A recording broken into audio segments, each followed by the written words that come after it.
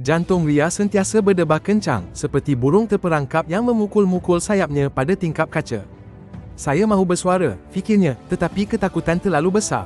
Perjuangan ini membuatnya kekal kecil dan impiannya terkunci. Rakannya, Anya, melihat kesakitannya. Anya tenang dan kuat, seperti pokok tua yang kukuh. Ketakutan hanyalah fikiran yang bising, jelas Anya. Ia bukan bahaya sebenar, tetapi fikiran anda mempermainkan anda. Anya berkongsi rahsianya, 1 minit senyap. Apabila ketakutan melanda, jangan lawan. Cuma berhenti, tutup mata anda, dan bernafas dalam-dalam selama 1 minit, katanya. Fokus hanya pada udara yang masuk dan keluar, seperti menonton ombak di lautan. Tindakan mudah ini mematahkan sihir ketakutan. Ria memulakan amalannya, mencuba 1 minit senyap sebelum saat-saat penting.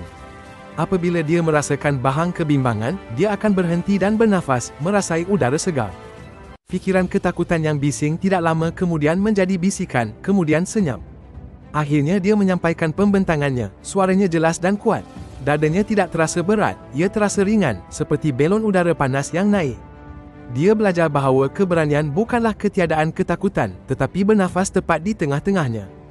Pengajaran yang kuat ialah ini, anda tidak boleh menghapuskan ketakutan, tetapi anda boleh mengubah hubungan anda dengannya. Nafas anda adalah saur anda.